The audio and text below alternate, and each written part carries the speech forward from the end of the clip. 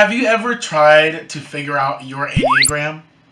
You take test after test, 10,000 questions each. You're looking at articles and Instagram pages and all sorts of things to see what calls out to you, but it doesn't make sense.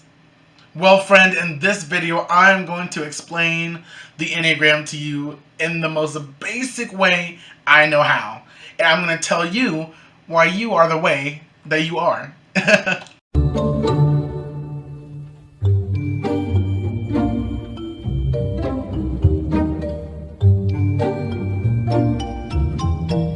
What is up, friend, on the other side of the screen? It is your boy, your best friend, Marcus the Knight here, back with another vlog or personal development video just for you.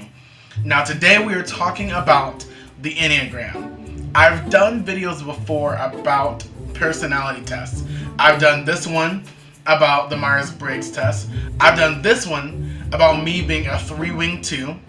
And today I am basically talking not just to me, but to everybody out there, to you on the other side of the screen. Let's not stall any longer. We're going to first get into each of the 9 types, 1 through 9. And then after that, there are some frequently asked questions that I'm going to address at the end. The 1 is a perfectionist. They want every single thing to be decent and in order, okay? Nothing is out of line. It is their way or the highway, okay? They are very ethical. They always like to do the right thing, okay? They are the goody two-shoes. They are the Fred Jones. Sometimes they actually become judgmental of people who do things differently than they do, right? Because they're holding themselves to such a high standard now. That might be because, you know, back in the day when you were a child, maybe there was a lot of pressure built on you already to be that perfect person that you've just kind of grown into it. But that is the one, right?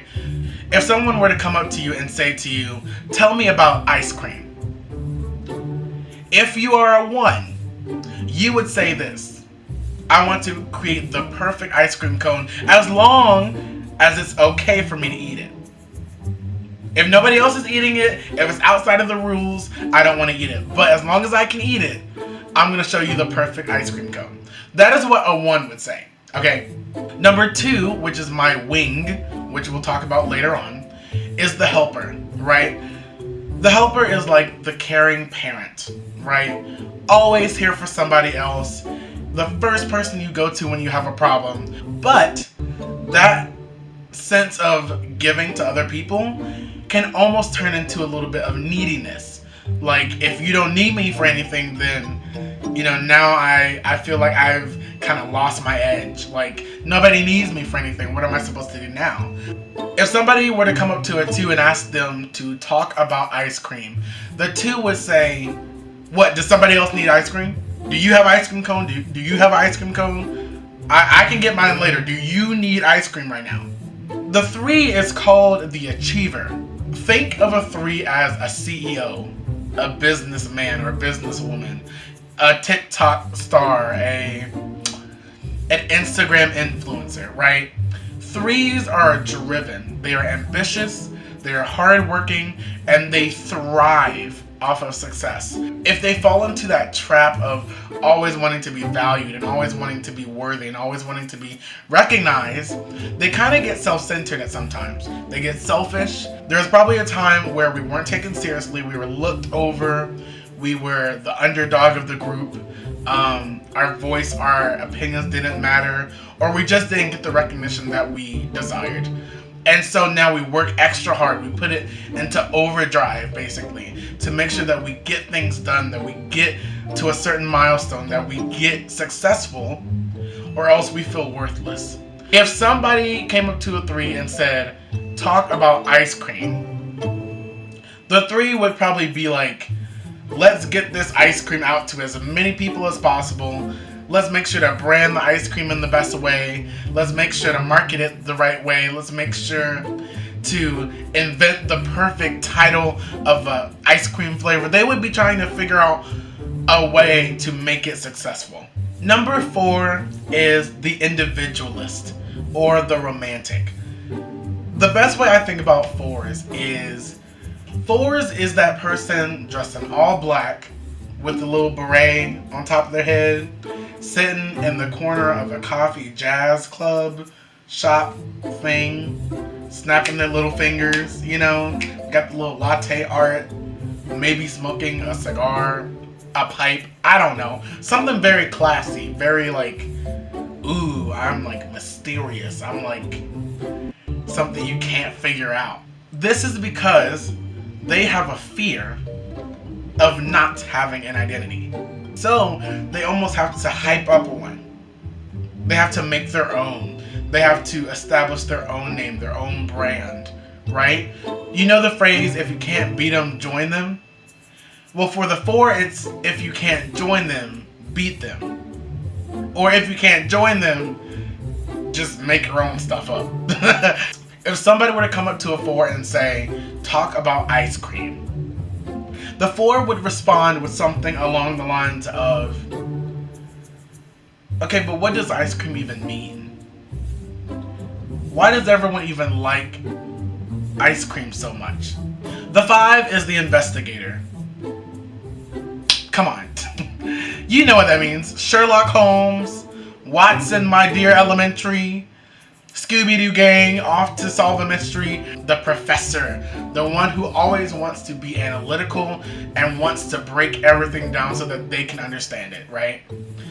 There's always a mystery that they need to solve. There's always something that they need to better understand. But the reason that they're like this is because their central fear is being useless, right? Like, 5s are those people that want to study up on everything that they can, everyone that they can, every place that they can. So if you were to get into a situation, they would always be the go-to person for this random knowledge fact, right? Somebody who could help somebody else if they were stranded on a deserted island. Somebody were to come up to a 5 and say, talk about ice cream. I feel like the 5 would be like, okay, but before you give me this ice cream, let me search up on the internet. What are some side effects? What are some health benefits? 6, the loyalist. Let's be honest, we already know what this means. Loyal. Ride or die. They ain't changing for nothing or nobody. Responsible, loyal, but when pushed to it, they become aggressive. They attach to other people like Velcro, right? They attach to things and people and places so much so because they are doubtful of their own thinking. If you were to come to a 6 and say, talk about ice cream, not only would a 6 enjoy the ice cream, but I mean, they would follow every Instagram page about ice cream. They would start working at a Ben & Jerry's. They would invent 5 new flavors. They would fight anybody that doesn't like ice cream. It's ice cream until we die, okay? Quick tip, 3s and 7s are very easily confused. And here's why. The 7 is the adventurer or the enthusiast. They are very free-spirited. They are all over the place. They are always here for new adventure, new traveling, new hobbies, anything. Just anything that they can get their hands on, they're ready for it, right? They're the first to say yes and the last to go home, right? The difference between 3 and 7 is that though they're both more so popular, life of the party, very likable, very approachable, 7s do not care about public opinion as much as 3s. 3s care so deeply about being authentic, being their own self, being successful, whereas 7 literally just wants to have a good time. If left to their own devices, they're often materialistic, very impulsive, and not really responsible. They're not thinking about the long-term results of short-term actions, which is very intense, actually, now that I say that out loud. But anyways, if somebody were to come up to a 7 and say, talk to me about ice cream, They would immediately make plans to travel around the country and visit every single ice cream shop there is in America. That's what they would do. 8 is a very interesting one. 8 is the challenger, right? Like a strict father. Like that just a random person that doesn't give a crap about what anybody else says, who usually goes against the flow and not with the flow. They're the challenger, right? Strong and energetic, very strong, very bold, and especially if they get on their bad side, they're really aggressive, really butting heads with other people, really controlling. But it's only because they don't want to be controlled themselves. 8s have a very interesting story because I bet you 9 times out of 10 there's probably a time in an 8's life where they once were controlled or about to be controlled by some outside person, outside force, outside place, outside idea. And they probably fell prey to that, but now they've switched it. Now they've turned it around and said, I'm in charge this time. If somebody were to come up to an 8 and say, tell me about ice cream, the 8 would probably be like, no, you tell me about ice cream. What do you think? Do you like it?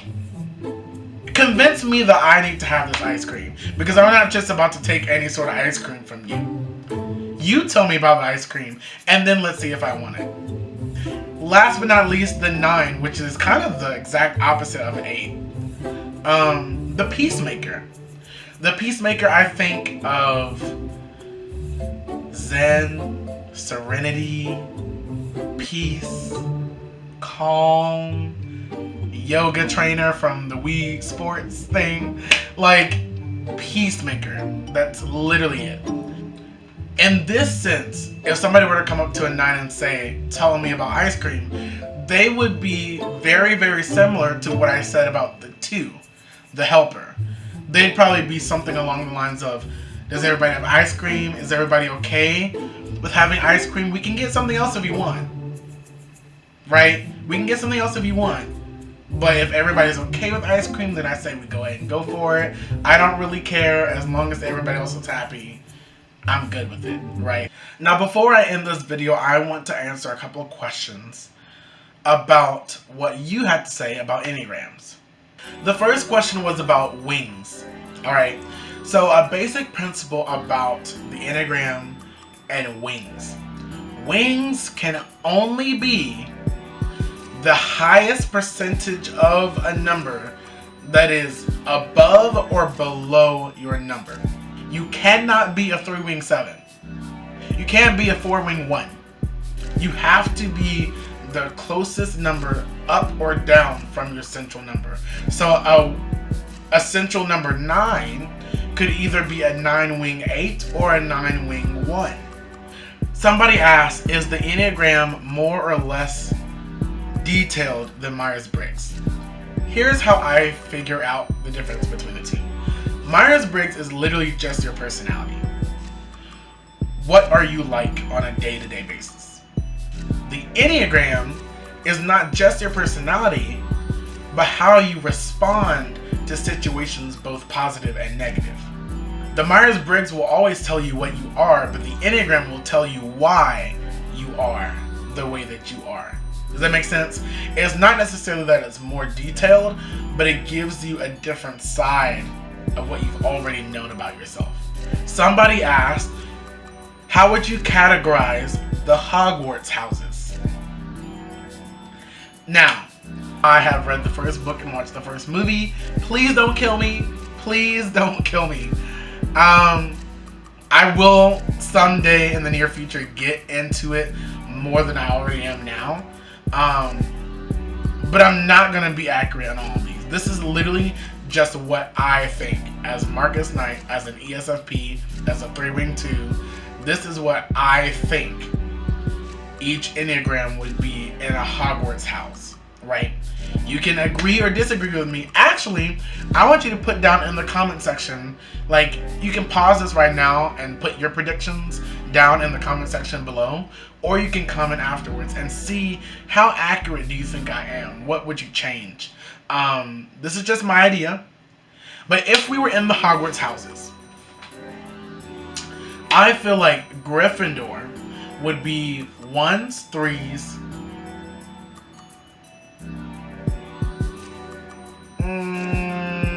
I'm gonna put 7 in there too.